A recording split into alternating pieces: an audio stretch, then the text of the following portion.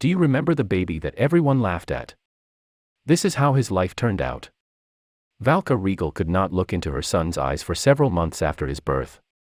A rare birth defect caused the baby's face to be covered in a large cyst. All she saw was a small mouth. I never thought in a million years we'd be here in a year, Rigel, who lives in Oak Harbor, Ohio, told Today. She still remembers the moment she first saw the little boy's face after doctors removed the lump. I only cried because I didn't know he had beautiful long eyelashes and big brown eyes. They were perfect on both sides. Rigel was starting her 5th month of pregnancy when an ultrasound discovered what her doctor thought was a cyst on the baby's cheek. Further tests and an MRI revealed an even more serious diagnosis, an encephalomyocele.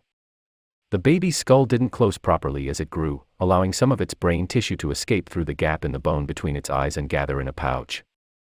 Zach Rigel was born with encephalomyelitis, a rare birth defect. An MRI of the fetus shows the birth defect. What doctors initially thought was a cyst turned out to be a cerebral hydrocele. Only 1 in 12,200 babies born in the United States each year has a birth defect, estimates the Centers for Disease Control and Prevention. I just sat there and cried, Rigel, 46, recalls. I said, I don't get it, I'm here for a face bag. I'm thinking of a pimple. She was transferred to Children's Hospital Medical Center in Cincinnati. The condition was so rare that a team of 22 doctors were assigned to treat Rigel and her baby.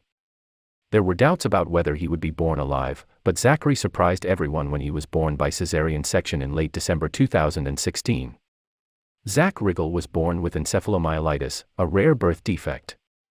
Zach's face was covered in a lump that extended from his forehead to his upper lip. Doctors in the neonatal intensive care unit told Rigel that the baby was healthy. But the bag covering his face was so heavy that it collapsed his nasal cavities. A small sling has been developed to lift him from his nose and mouth until he is old enough to have surgery to repair the defect. He can breathe on his own and suck on a bottle. In April 2017, he was old enough to handle the 9-hour surgery, which required a craniotomy, removal of the mass, repair of the gap, and reconstruction of his face. A device lifted the mass from Zach's nose and mouth until he was old enough to have surgery to fix the defect. Had to wear it 24/7 courtesy of Valka Regal. He had a defect in the sac surrounding the brain and a bone defect, said Dr. Charles Stevenson, Zach's pediatric neurosurgeon at Cincinnati Children's. We had to rebuild it as it was meant to be. The rarity of these cases made it very interesting to deal with, said Dr. Brian Ban, a pediatric plastic surgeon at Cincinnati Children's who has worked on the baby's face. The extra tissue was tested to see if it was cancerous, but the results were benign. The child was discharged from the hospital a week later. Rigel found his face cool. This was the first time she could look into both eyes, but she and Zachary had to adjust to it a bit. I came to fall in love with this little boy with this big ball on his face, she said.